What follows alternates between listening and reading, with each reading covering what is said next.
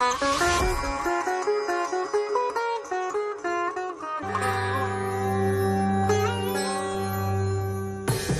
2025 का शुभारंभ भक्ति, आस्था और विश्वास को समेटती इन तस्वीरों के साथ हो रहा है। संगम नगरी प्रयागराज में दिव्य और भव्य महाकुंभ का आयोजन 13 जनवरी से होने जा रहा है, जिसके लिए जोर शोर से तैयारियां पूरी कर ली गई हैं। संगम की रेती से लेकर प्रयागराज की गलियों और सड़कों तक आस्था और भक्ति की मानो खुशबू बिखरने लगी है। अलग अलग अखाड़ों के साधु संत महाकुंभ में साक्षी बनने के लिए प्रयाग की पावन धरा पर पहुंचे हुए हैं। ढोल नगाड़े गाजे बाजे के साथ सभी अखाड़े कुंभ मेला क्षेत्र में पहुंचे। कोई घोड़े और बग्घी पर पहुंचा तो कोई रथ पर सवार होकर कुंभ मेला क्षेत्र में दाखिल हुआ। कहीं हर हर महादेव के जयकारे गूंज रहे हैं, तो आस्था और उत्सव के रंग बिखर रहे हैं।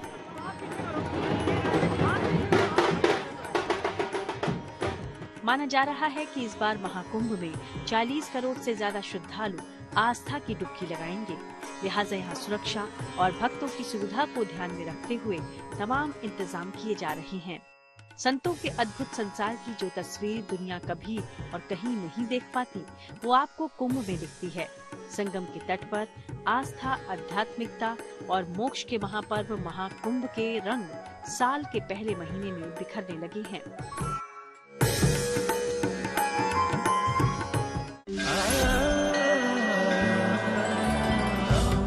2025 में राम मंदिर का निर्माण कार्य भी पूरा करने का लक्ष्य रखा गया है।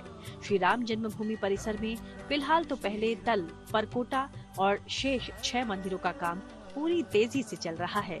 श्री राम जन्मभूमि तीर्थ क्षेत्र ट्रस्ट के अनुसार 2025 में मंदिर के परकोटे का काम भी पूरा कर लिया जाएगा। हालांकि मंदिर में फिनिशिंग का काम जारी रहेगा।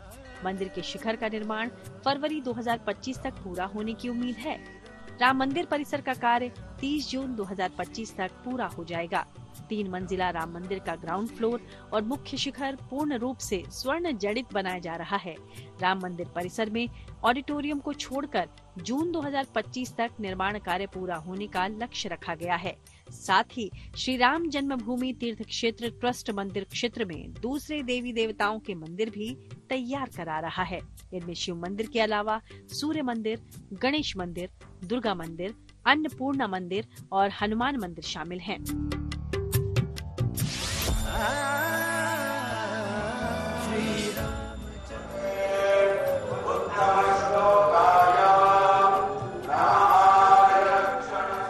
भव्य दिव्य राम मंदिर में भगवान श्री राम के मोहक बाल स्वरूप रामलला को विराजे 1 साल होने जा रहा है।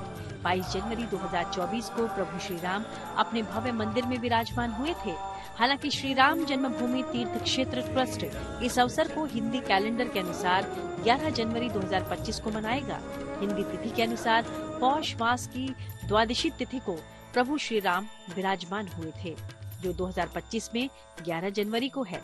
ऐसे में अयोध्या में 9 जनवरी से लेकर 11 जनवरी 2025 तक 3 दिवसीय प्रतिष्ठा महोत्सव का आयोजन किया जाएगा।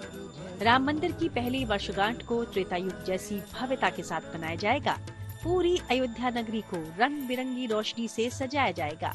इसके अलावा धार्मिक अनुष्ठानों का भी इस दौरान आयोजन होगा।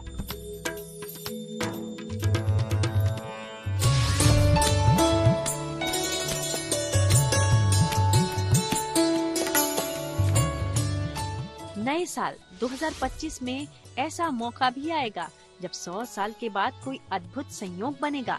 वैदिक ज्योतिष अनुसार 2025 में शनि गोचर और सूर्य ग्रहण एक साथ ही पड़ने जा रहा है। 29 मार्च को शनि कुंभ से निकलकर मीन राशि में संचरण करेंगे। इसी दिन आंशिक सूर्य ग्रहण पड़ रहा है, मतलब एक ही दिन शनि का गोचर और सूर्य ग्रहण की घटना हो रही है। इसके चलते बेहद दुर्लभ संयोग बन रहा है। इस संयोग के बनने से अद्भुत फल की प्राप्ति हो सकती है।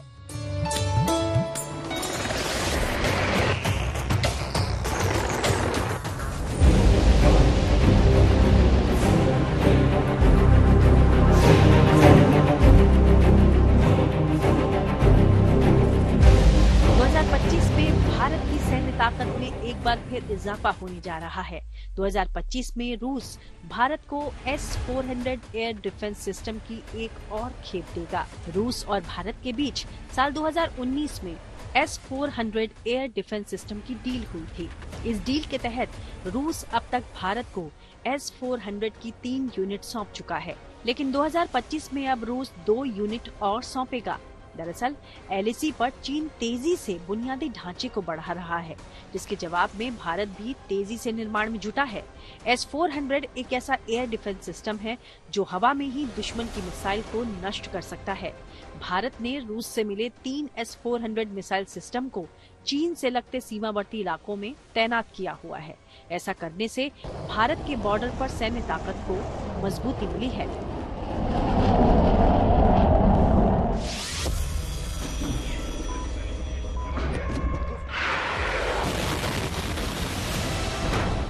भारत की सैन्य ताकत बढ़ने के लिहाज से 2025 का साल काफी अहम माना जा रहा है।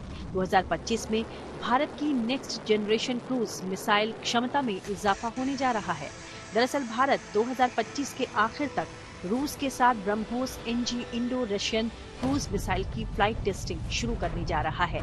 फ्लाइट टेस्ट के लिए नए ब्रह्मोस NG रॉकेट के सैंपल इकट्ठा किए जाएंगे और इसकी लॉन्चिंग 2025 के आखिर में होगी।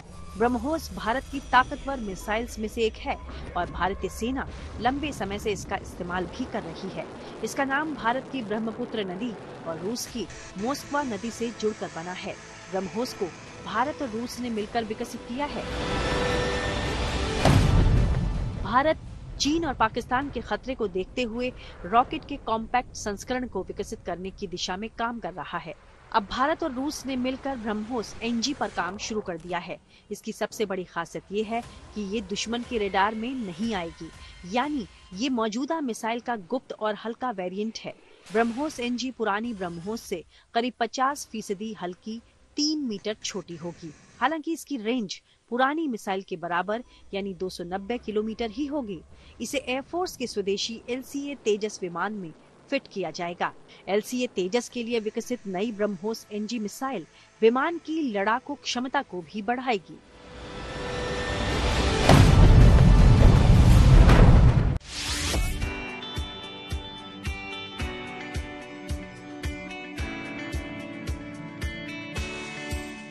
हर साल की तरह 1 फरवरी 2025 को केंद्रीय बजट पेश किया जाएगा, जिसे वित्त मंत्री निर्मला सीतारमण सदन में पेश करेंगी। माना जा रहा है कि 1 फरवरी को पेश होने वाले बजट में कम इनकम वाले टैक्स पेयर्स को बड़ी राहत मिल सकती है। आम आदमी की बजट में खास नजर इसी पर होती है कि उसकी इनकम टैक्स छूट के दायरे में आ जाए या फिर उसे इनकम पर टैक्स कम देना पड़े।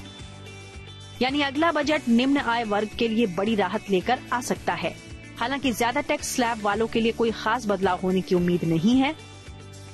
हालांकि न्यू टैक्स रिजीम के तहत 3 लाख से 7 लाख के टैक्स स्लैब में आने वाले टैक्स पेयर्स को फायदा मिल सकता है।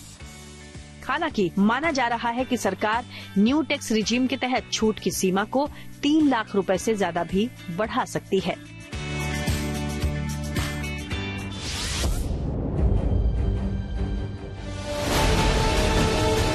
I beg to move or leave to introduce the Constitution 129th Amendment Bill।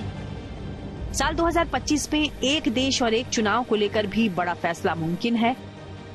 दिसंबर 2024 में संसद के शीतकालीन सत्र के दौरान ही सरकार ने इससे जुड़े बिल का ड्राफ्ट तैयार कर लोकसभा में पेश किया था। अब नए साल में देशव्यापी मंथन के बाद इसे कानूनी रूप दिया जा सकता है। बिल के तहत देश में लोकसभा चुनाव के साथ विधानसभा चुनाव कराने की तैयारी है। हालांकि विपक्ष इसका विरोध कर रहा है, लेकिन अगर एक देश एक चुनाव कानून के रूप में लागू हो गया तो इसका बड़ा असर आने वाले सालों में देखने को मिल सकता है। –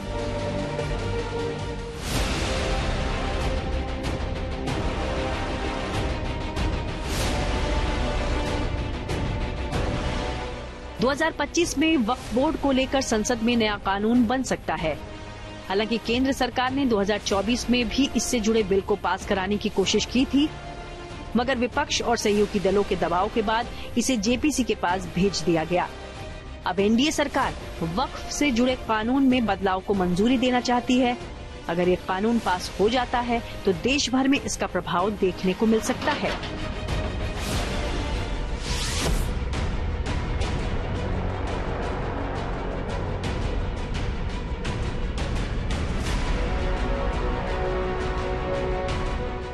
साल 2025 का आगाज एक बड़े फैसले से हो सकता है।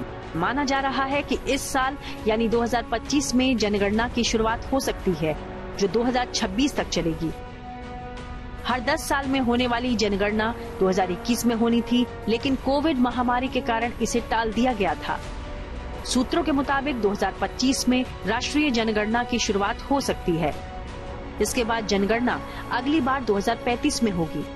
देश में पहली बार जनगणना के आंकड़े डिजिटल तरीके से जुटाए जाएंगे और साथ ही संकलित किए जाएंगे। इसके लिए विशेष पोर्टल तैयार किया गया है।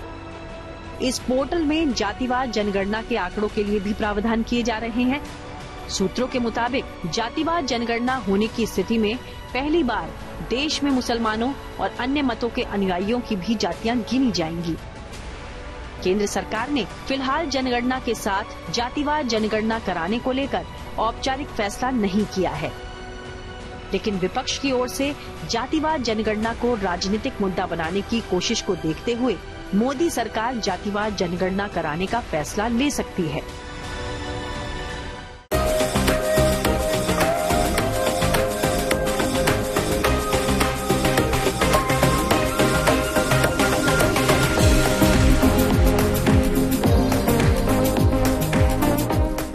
साल 2025 में उत्तर प्रदेश को एक और एयरपोर्ट की सौगात मिल सकती है। माना जा रहा है कि नोएडा के जेवर इंटरनेशनल एयरपोर्ट से अप्रैल 2025 में उड़ान शुरू हो जाएंगी। मुख्यमंत्री योगी आदित्यनाथ ने किसानों से संवाद के दौरान अप्रैल 2025 में प्रधानमंत्री के हाथों जेवर इंटरनेशनल एयरपोर्ट का उद्घाटन करवाने का दावा किया। नोएडा में बन रहे जेवर इंटरनेशनल एयरपोर्ट के बारे में कहा जाता है कि ये एशिया का सबसे बड़ा एयरपोर्ट बन रहा है। इतना ही नहीं, इसे विश्व का चौथा सबसे बड़ा एयरपोर्ट भी माना जा रहा है। जेवर एयरपोर्ट के बन जाने से दिल्ली एनसीआर में हवाई यात्रा करने वाले यात्रियों को भी राहत मिलेगी। फिलहाल दिल्ली एनसीआर के पूरे हवाई यात्रा का बोझ अकेले इंदिरा गांधी इंटरनेशनल एयरपोर्ट पर है। जेवर एयरपोर्ट के बन जाने से इसका बोझ भी हल्का होगा।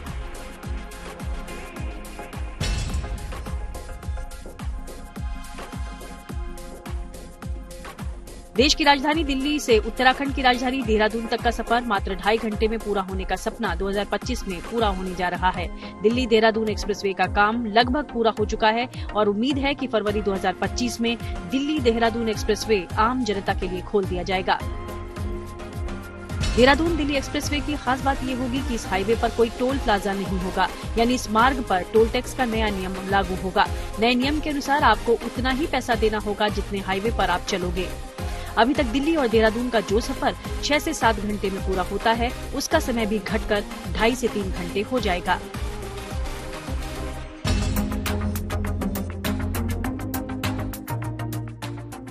2025 में मेरठ को कुंभ नगरी प्रयागराज से जोड़ने के लिए गंगा एक्सप्रेसवे तैयार हो सकता है। एनसीआर दिल्ली और पूर्वी उत्तर प्रदेश को जोड़ने के लिए ये सबसे महत्वपूर्ण एक्सप्रेसवे माना जा रहा है, जो एनसीआर क्षेत्र में आने वाले मेरठ से सीधा प्रयागराज को जोड़ेगा। इस एक्सप्रेसवे की कुल लंबाई 594 किलोमीटर होगी, जो यूपी के 12 जिलों से गुजरेगा। 6 लेन इस लंबे एक्सप्रेसवे की मदद से अब मेरठ से प्रयागराज जाने में सिर्फ 8 घंटे का वक्त लगेगा, जहां पहले 11 घंटे का वक्त लगता था। यानी अब इस एक्सप्रेसवे के माध्यम से दिल्ली से पूर्वी उत्तर प्रदेश सीधा जुड़ पाएगा। गंगा एक्सप्रेसवे का कार्य 66% पूरा हो गया है, बाकी 34% का कार्य भी जल्द से जल्द पूरा होने की उम्मीद है। माना जा रहा है कि सीएम योगी के इस महत्वाकांक्षी प्रोजेक्ट का काम नवंबर 2025 तक पूरा हो जाएगा।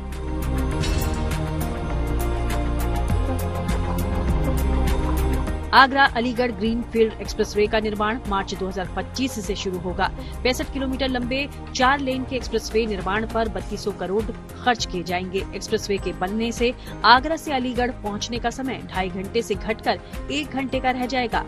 एक्सप्रेसवे आगरा, हाथरस और अलीगढ़ जिले की बाहरी सीमा से होकर गुजरेगा। इससे नई दिल्ली, आगरा, ग्रेटर नोएडा आने जाने वाले लोगों को बड़ा फायदा होगा।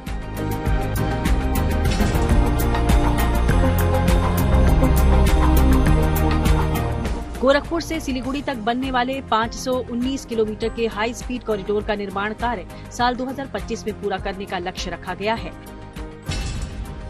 ये कॉरिडोर उत्तर प्रदेश, बिहार और पश्चिम बंगाल को जोड़ेगा, जिससे न सिर्फ आना जाना आसान होगा बल्कि कारोबार को भी बढ़ावा मिलेगा। इस हाई स्पीड कॉरिडोर का उत्तर प्रदेश में 84.3 किलोमीटर, बिहार में 416.2 किलोमीटर और पश्चिम बंगाल में 18.97 किलोमीटर हिस्सा पड़ेगा।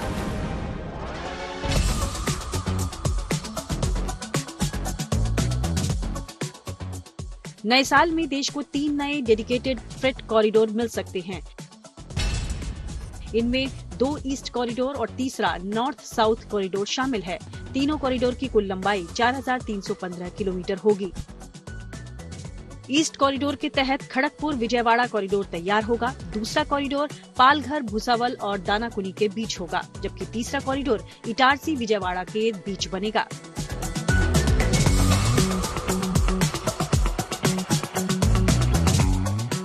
साल 2025 में उत्तर प्रदेश के अलीगढ़ का डिफेंस कॉरिडोर भी शुरू होगा। यहाँ की सभी 33 फैक्ट्रियों में शस्त्र और उनके पुर्जे बनने शुरू हो जाएंगे। डिफेंस कॉरिडोर में ड्रोन से लेकर इलेक्ट्रॉनिक वॉरफेयर सिस्टम और छोटे अस्त्र शस्त्रों का निर्माण शुरू हो जाएगा, जिससे करीब 9,000 युवाओं को रोजगार मिलेगा।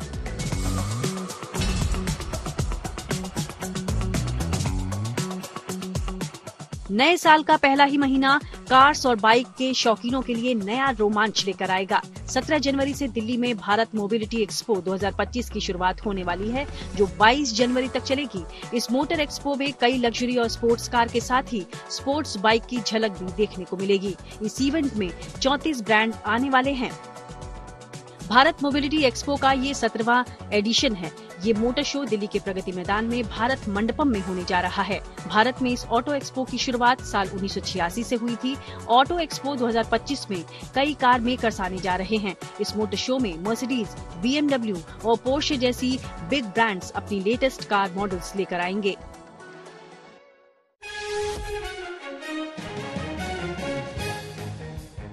फरवरी 2025 में चैंपियंस ट्रॉफी का आगाज होगा। वनडे वर्ल्ड कप के बाद चैंपियंस ट्रॉफी को ICC का सबसे बड़ा टूर्नामेंट माना जाता है, जिसमें भारत, पाकिस्तान समेत सभी बड़ी टीम्स शामिल होंगी।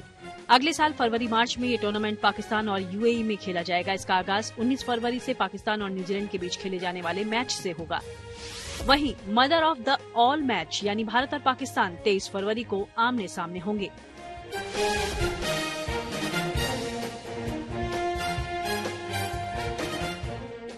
भारत 2025 में पहली बार विश्व एथलेटिक्स कॉन्टिनेंटल टूर कार्यक्रम की मेजबानी करेगा। भारतीय एथलेटिक्स महासंघ ने 2025 के प्रतियोगिता कैलेंडर को जारी करते हुए ये ऐलान किया।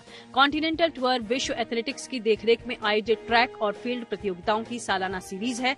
ये डायमंड लीग के बाद अंतर्राष्ट्रीय एक दिवसीय प्रतियोगिताओं का दूसरा टियर है। –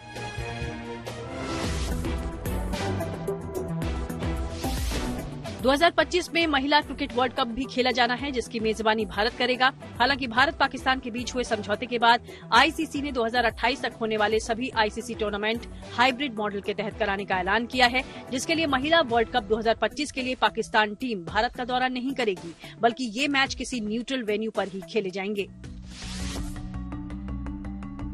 वो इतना खतरनाक था कि लोगों ने उसका नाम ही रख दिया, सिकंदर।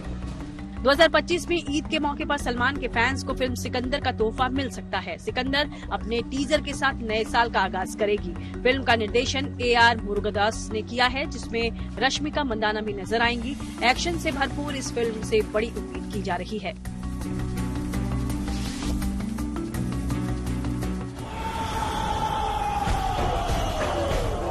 ऋषभ शेट्टी की ब्लॉकबस्टर फिल्म कांतारा ने बॉक्स ऑफिस पर तहलका मचा दिया था और 400 करोड़ का बिजनेस किया था। साल 2025 में फिल्म प्रीक्वल के साथ वापस आ रही है। कांतारा अ लीजेंड चैप्टर 1 टाइटल वाली ये पीरियड एक्शन थ्रिलर पहले से ही प्रोडक्शन स्टेज में है और 2 अक्टूबर को सिनेमा घरों में रिलीज होगी।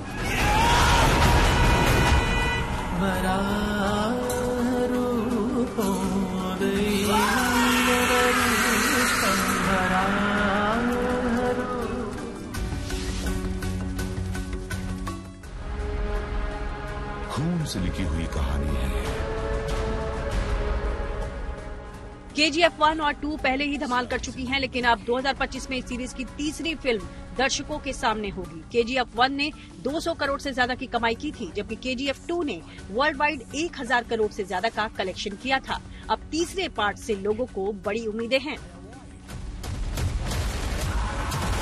But Violence likes me. I can't avoid.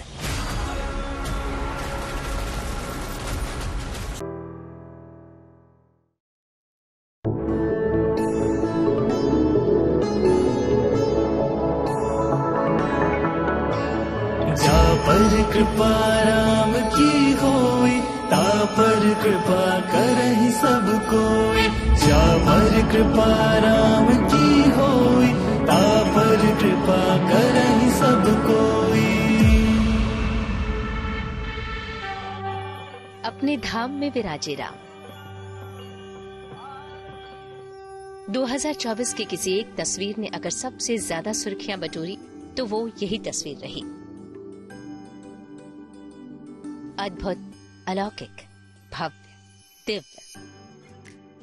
ये वो दृश्य रहा जिसका वर्णन शब्दों की सीमा के पार है।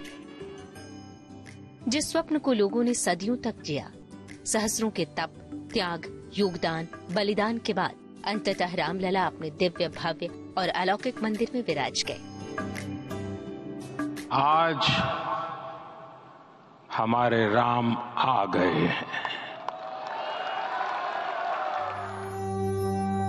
अयोध्या के दिव्य भवन में प्रभु राम के प्रतिष्ठापन का उत्सव भारतवर्ष ही नहीं समस्त विश्व में मौजूद राम भक्तों ने मनाया। 22 जनवरी 2024 का वो शुभ दिन दुनिया भर के राम भक्तों के लिए अद्भुत आनंद का क्षण लेकर आया था। सनातन परंपरा के सबसे बड़े त्योहार के उत्सव में सारा देश मग्न हो गया था। नव्य और दिव्य मंदिर में देश और दुनिया के लोग मौजूद थे। देश के तमाम सितारों की मौजूदगी और शुभ घड़ी में प्राण प्रतिष्ठा का कार्यक्रम शुरू हुआ। मंगल ध्वनि के बीच रामलला का प्राण प्रतिष्ठा अनुष्ठान हुआ।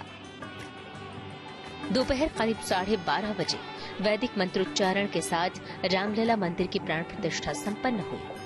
गर्भगृह में प्रधानमंत्री मोदी, राष्ट्रीय स्वयंसेवक संघ के सरसंघ चालक मोहन भागवत, राज्यपाल आनंदीबेन पटेल और मुख्यमंत्री योगी आदित्यनाथ मौजूद थे। प्राण प्रतिष्ठा के बाद प्रधानमंत्री नरेंद्र मोदी ने श्री राम जन्मभूमि मंदिर में रामलला की आरती की।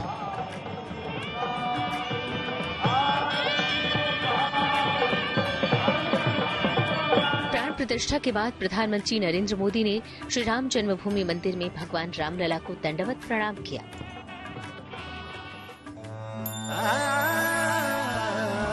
श्री रामचंद्र कृपालु भजमान हरण भव भय दारुणम्। अवधपुरी में दीपोत्सव का नया रिकॉर्ड। 22 जनवरी 2024 को शुभ मुहूर्त में रामलला मंदिर में विराजे तो ठीक 9 महीनों के बाद राम की नगरी अयोध्या में दीपोत्सव के मौके पर ऐसी रोशनी देखने को मिली जिसको शब्दों में समेट पाना मुश्किल था। अयोध्या अपने भाग्य पर इठला रही थी। प्राण प्रतिष्ठा के बाद पहले दीपोत्सव पर राम मंदिर का अद्भुत श्रृंगार देखने को मिला। राम मंदिर से लेकर सरयू के घाटों तक अयोध्या में त्रेता युग सा अद्भुत दृश्य देखने को मिला। पूरे 2 युगों बाद अयोध्या ने फिर एक बार वैसा ही उजाला देखा जब 500 साल का वनवास खत्म कर श्री राम ने अपने भवन में पहली दिवाली मनाई। अयोध्या वासियों ने अपनी रामलला का स्वागत 25 लाख दियों से किया। सरयू के 55 घाटों पर 25 लाख दिए रोशन कर Guinness book of world record में दर्ज कराया गया। 2, 1, 0 Mission accomplished. Handing over to mission director. And we have a confirmation of Aditya L1 separation. The mission has been complete. ISRO ने लिखी कामयाबी के बारे। अंतरिक्ष की दुनिया में भारत के वैज्ञानिकों ने नया इतिहास रचा। इसरो के वैज्ञानिकों की रात दिन की कड़ी मेहनत के दम पर भारत के आदित्य L1 मिशन ने L1 बिंदु की हेलो कक्षा की अपनी पहली परिक्रमा पूरी की। आदित्य L1 को हालांकि 2 सितंबर 2023 को लॉन्च किया गया था, लेकिन 4 जनवरी 2024 को इसे अपने लक्षित हेलो कक्षा में स्थापित किया गया। इसरो के अनुसार हेलो कक्षा में आदित्य L1 अंतरिक्ष यान को L1 बिंदु के चारों ओर एक चक्कर पूरा करने में 178 दिन लगे। धरती के ऑर्बिट की मैन्युअरिंग करने के बाद ये सैटेलाइट क्रूज फेज में पहुंचा और लॉन्चिंग के करीब 4 महीने बाद 4 जनवरी 2024 को इसे L1 के पास हेलो ऑर्बिट में प्लेस किया गया। 4 जनवरी 2024 का यह ऐतिहासिक दिन इसरो के वैज्ञानिकों के जज्बे की सबसे बड़ी गवाही था।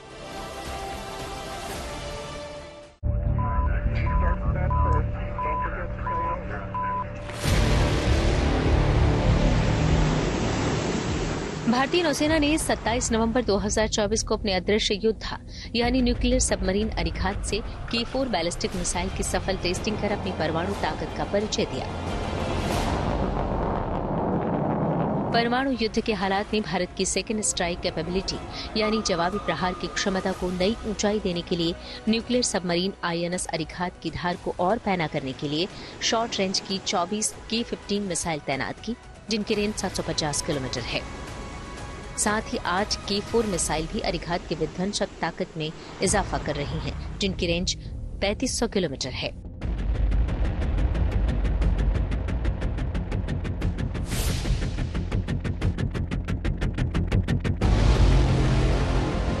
चीन परमाणु क्षमता वाली कई सबमरीन विकसित कर चुका है, लिहाजा भारत के लिए जवाबी कार्रवाई के लिए K फैमिली की मिसाइलों को अपनी तरकश में शामिल करना बेहद जरूरी और अहम हो जाता है। समंदर बेस्ड पानी के अंदर न्यूक्लियर क्षमता से लैस हमलावर मिसाइलें होने से भारत की परमाणु शक्ति दोगुनी हो गई है।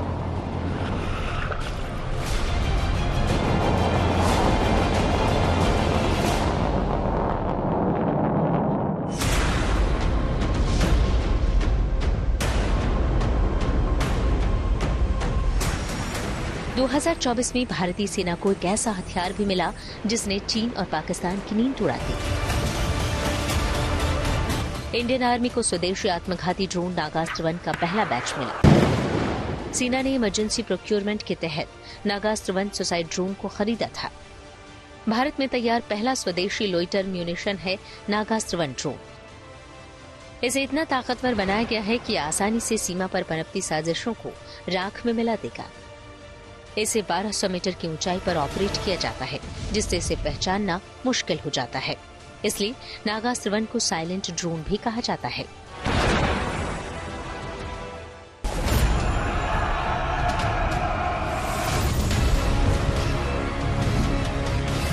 पैदल सेना यानी इन्फेंट्री की फायर पावर बढ़ाने वाला एक और हथियार सेना को सौंपा गया, जिसका नाम है अस्मी।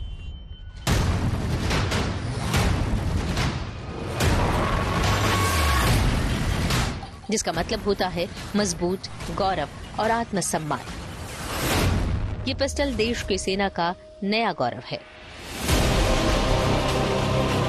ये भारत की पहली स्वदेशी मशीन पिस्टल है जिसे DRDO ने तैयार किया है। अस्मी मशीन पिस्टल पूरी तरह से भारत में बनी है, जो देश को आत्मनिर्भर बनाने की दिशा में एक महत्वपूर्ण कदम है। अस्मी को बनाने का काम रक्षा अनुसंधान एवं विकास संगठन और भारतीय सेना के कर्नल प्रसाद बंसोड ने मिलकर किया है। अस्मी मशीन पिस्तौल एक मजबूत, छोटा और भरोसेमंद हथियार है। इसे खासतौर पर करीबी लड़ाई और विशेष अभियानों के लिए डिजाइन किया गया है। अस्मी मशीन पिस्टल की मैगजीन को पूरा लोड करने पर 33 गोलियां आती हैं। इसकी सटीक रेंज 100 मीटर है और ये 1 मिनट में 600 गोलियां दाग सकती है। अस्मी मशीन पिस्टल का वजन 1 किलो 800 ग्राम है। इसकी लंबाई 14 इंच है। अस्मी के ऊपर किसी भी तरह के टेलीस्कोप, बाइनोक्लियर या बीम लगाए जा सकते हैं। अस्मी को काफी छोटे आकार में बनाया गया है, जिससे इसे आसानी से ऑपरेट किया जा सकता है। अस्मी भारत की पहली स्वदेशी 9mm वेपन प्लेटफॉर्म है। 3, 2, 1, now.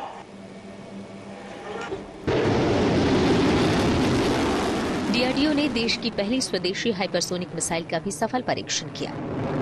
16 नवंबर 2024 की रात ओडिशा के तट के पास APJ अब्दुल कलाम आजाद द्वीप से मिसाइल को ग्लाइडेड व्हीकल से लॉन्च किया गया। स्वदेशी हाइपरसोनिक मिसाइल की स्पीड MACH-5 से ज्यादा है।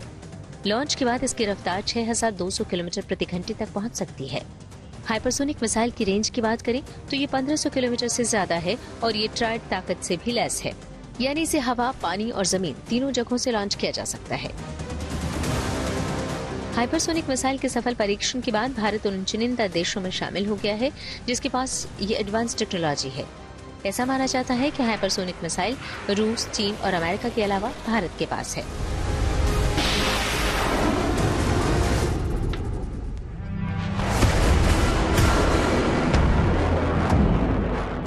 8 अप्रैल 2024 को भारतीय सेना को एक बड़े सौदे के तहत 100 मिसाइलों के साथ 24 रूस निर्मित Igla S man portable air defence system यानी MANPADS का पहला बैच मिल गया।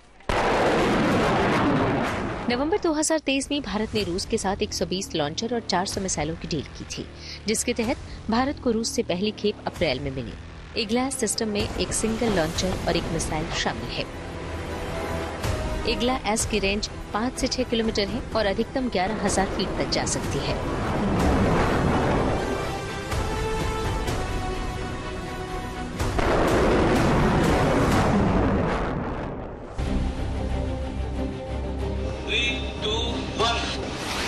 V-SHORE-AD यानी very short range air defence system को बहुत जल्द ट्रकों पर लगाया जाएगा, ताकि इसे चीन और पाकिस्तान से सटी सीमा पर तैनात किया जा सके। 2024 में DRDO ने V-SHORE-AD का ओडिशा के चांदीपुर में सफल परीक्षण किया था। V-SHORE-AD एयर डिफेंस सिस्टम रूस के S-400 जैसा है। अभी तक इसे जमीन पर रखे मैन पोर्टेबल लॉन्चर से दागा जाता था। अब इस लॉन्चर को ट्रक, बख्तरबंद वाहन, टैंक आदि पर भी तैनात किया जा सकता है, यानी इसे आसानी से चीन सीमा से सटे हिमालय या पाकिस्तान से सटी रेगिस्तानी सीमा पर तैनात कर सकते हैं। इससे विमान, फाइटर जेट, हेलीकॉप्टर, मिसाइल या ड्रोन को मार गिराया जा सकता है।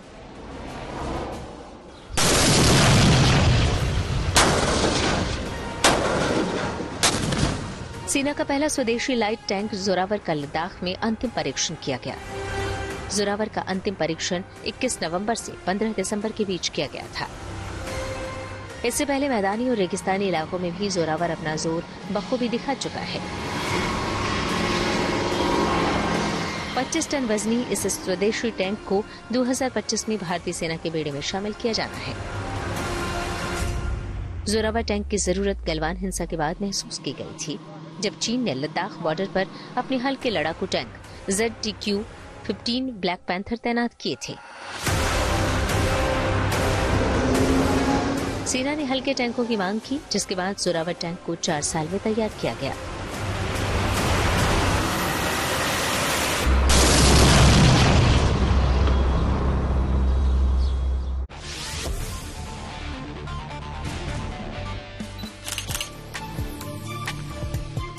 साल 2024 में भारतीय क्रिकेट में 17 साल का सूखा खत्म हुआ। रोहित शर्मा की कप्तानी में टीम जो 2023 में नहीं कर पाई, वो 2024 में कर दिखाया। 2024 में टीम इंडिया ने T20 विश्व कप का खिताब अपने नाम किया। बारबाडोस में खेले गए रोमांचक मुकाबले में दक्षिण अफ्रीका को हराकर टीम वर्ल्ड चैंपियन बनी। टीम इंडिया ने एक भी मैच गंवाए बिना वर्ल्ड कप पर कब्जा किया। इस जीत के साथ भारत दूसरी बार T20 विश्व कप विजेता बना। इससे पहले टीम ने 2007 में महेंद्र सिंह धोनी की अगुवाई में T20 विश्व कप का खिताब जीता था।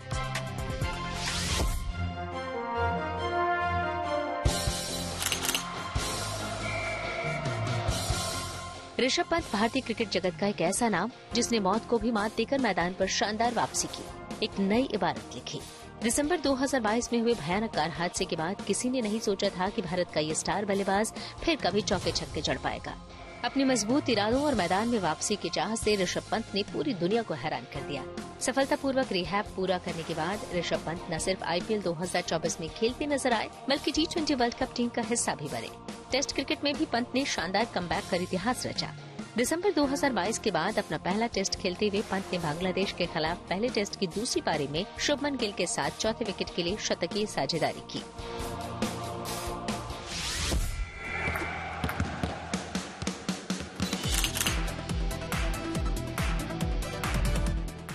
2024 के जाते जाते खुशी के आंसुओं से आंखें नम करने वाली खबर भी सामने आई। वो रही भारतीय ऑफ स्पिनर रविचंद्रन अश्विन का इंटरनेशनल क्रिकेट से संन्यास। हालांकि इस खबर में आंसू खुशी के रहे, क्योंकि अश्विन देश के चुनिंदा फिरकी जादूगरों में से एक हैं। उन्होंने तीनों फॉर्मेट मिलाकर 287 मैच खेले और 765 विकेट लिए। अश्विन भारत के दूसरे सबसे ज्यादा विकेट लेने वाले गेंदबाज हैं। उनसे आगे सिर्फ अनिल कुंबले हैं, जिन्होंने 953 विकेट लिए हैं।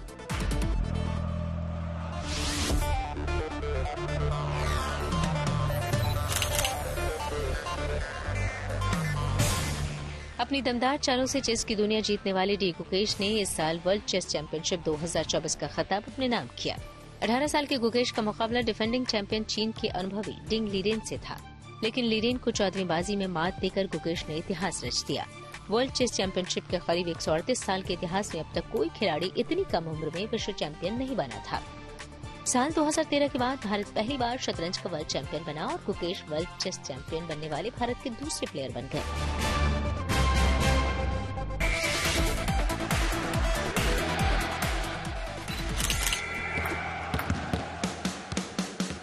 खेल की दुनिया में भारत का 2024 में खूब डंका बजा। ओलंपिक में भारत का अभियान 6 पदकों के साथ समाप्त हुआ।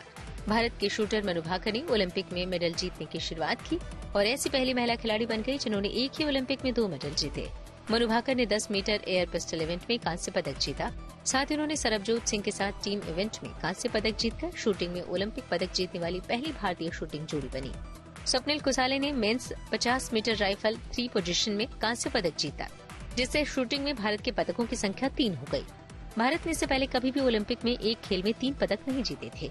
साथ ही मेंस हॉकी टीम ने स्पेन को 2-1 से हराकर कांस्य पदक जीता और 52 साल बाद हॉकी में लगातार 2 ओलंपिक पदक जीतने का कीर्तिमान अपने नाम किया। रेसलर अमन सहरावत ने अपने डेब्यू ओलंपिक में मेडल अपने नाम किया। उन्होंने 57 किलोग्राम फ्री स्टाइल कुश्ती में ब्रॉन्ज मेडल जीता। नीरज चोपड़ा ने जैवलिन थ्रो में 89.45 मीटर के साथ अपने करियर का दूसरा सर्वश्रेष्ठ प्रदर्शन किया और देश को रजत पदक दिलाया।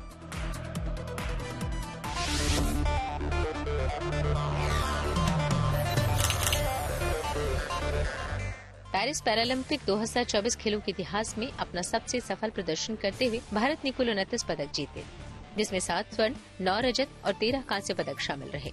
अवनी लेखरा पैरालंपिक खेलों में 2 स्वर्ण पदक जीतने वाली पहली भारतीय महिला शूटर बनी। भारत ने पहली बार एथलेटिक्स में 2 रिकॉर्ड दर्ज किए, जिसमें धर्मवीर और परनब सूरमा ने पुरुषों की क्लब थ्रो F51 स्पर्धा में स्वर्ण और रजत पदक जीते।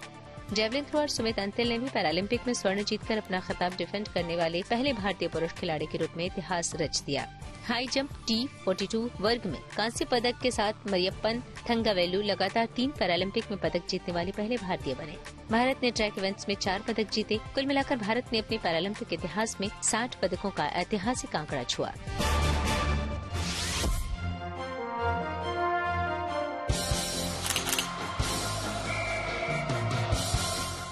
रोहन बोपन्ना ने अपने जोड़ीदार मैथ्यू एबडन के साथ ऑस्ट्रेलियन ओपन मेंस डबल्स का खिताब जीता। इसी के साथ बोपन्ना ग्रैंड स्लैम खिताब जीतने वाले बोपन्ना सबसे उम्रदराज टेनिस खिलाड़ी बन गए। 43 साल की उम्र में बोपन्ना का पहला ये ग्रैंड स्लैम खिताब रहा। इस जीत के साथ ही बोपन्ना WTA रैंकिंग में विश्व के नंबर 1 डबल्स खिलाड़ी भी बन गए।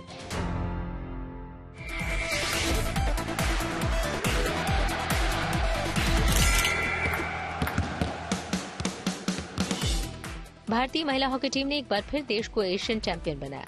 बिहार के राजगीर हॉकी स्टेडियम में महिला एशियाई चैंपियंस ट्रॉफी 2024 के फाइनल में चीन को हराकर लगातार तीसरी बार यह खिताब अपने नाम किया। भारत ने चीन को 1-0 से मात दी, जिसमें दीपिका ने एकमात्र गोल करके खिताब अपने नाम किया।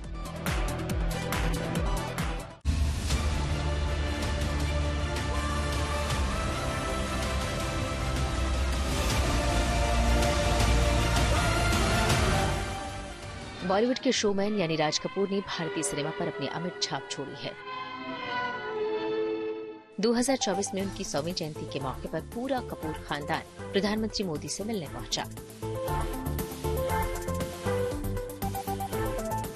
100वीं जयंती के मौके पर एक फिल्म फेस्टिवल का भी आयोजन किया गया, जिसमें देश के 40 शहरों और 135 सिनेमाघरों में राज कपूर की 10 प्रतिष्ठित फिल्में दिखाई गयी। इन फिल्मों ने आज के दर्शकों को पुराने सिनेमा से जोड़ने का एक शानदार मौका दिया।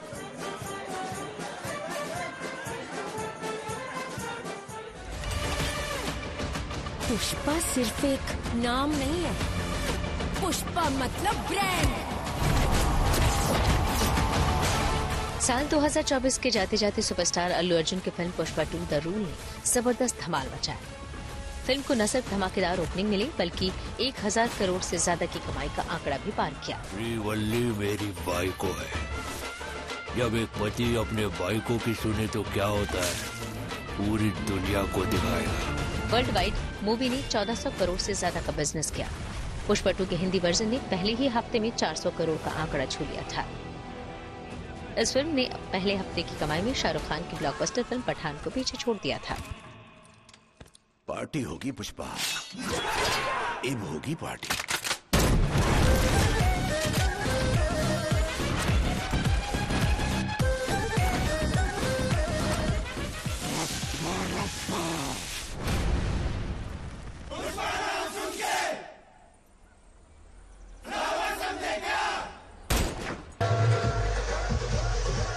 इस साल अंबानी परिवार में भी शहनाई बजी।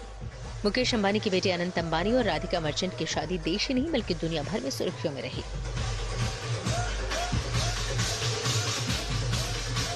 इस शादी में न सिर्फ बॉलीवुड बल्कि हॉलीवुड से लेकर खेल और दूसरे नामचीन लोगों ने भी शिरकत की।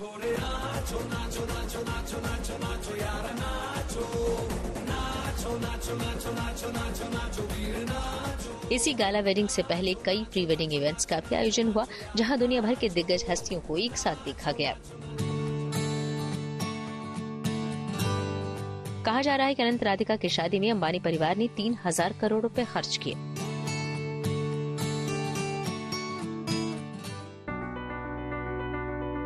भारतीय डायरेक्टर पायल कपाड़िया की film all we imagine as light golden globe awards के नॉमिनेशन में अपनी जगह बनाने में कामयाब रही। फिल्म को एक नहीं बल्कि दो कैटेगरी में ये फिल्म नॉमिनेट किया गया। इस फिल्म ने best motion pictures non English language category में अपनी जगह बनाई है। साथ ही इस फिल्म के लिए पायल कपाड़िया बेस्ट डायरेक्टर कैटेगरी में भी नॉमिनेट हुई हैं।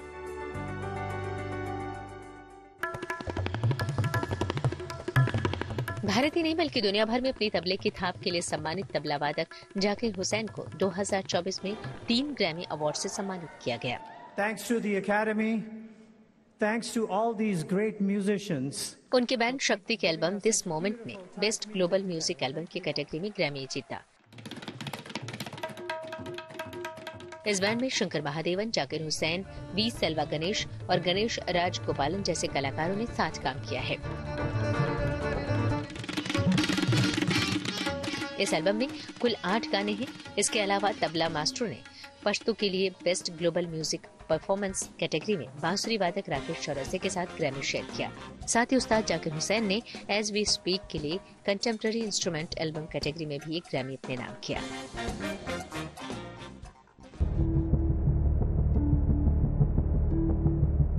दो 2024 वो ऐतिहासिक साल रहा जिसके गुजरते गुजरते दुनिया की सबसे खतरनाक बीमारी कैंसर को मात देने का रास्ता भी खुलता दिखा। रूस से एक ऐसी खबर आई जो दुनिया भर के कैंसर के मरीजों के लिए उम्मीद की किरण साबित हो सकती है। रूस के स्वास्थ्य मंत्रालय ने दावा किया है कि रूस ने कैंसर की वैक्सीन बनाने में कामयाबी हासिल कर ली है। दुनिया जानती है कि कैंसर जैसी गंभीर बीमारी को मात देना बेहद मुश्किल टास्क है। इस वैक्सीन की अहमियत WHO के आंकड़ों से समझी जा सकती है, जिनके मुताबिक दुनिया भर में कैंसर से हर मिनट में 17 लोगों की मौत हो जाती है। ऐसे में रूस के कैंसर वैक्सीन के दावे ने दुनिया भर के कैंसर पीड़ितों की उम्मीद को नए पंख दे दिए।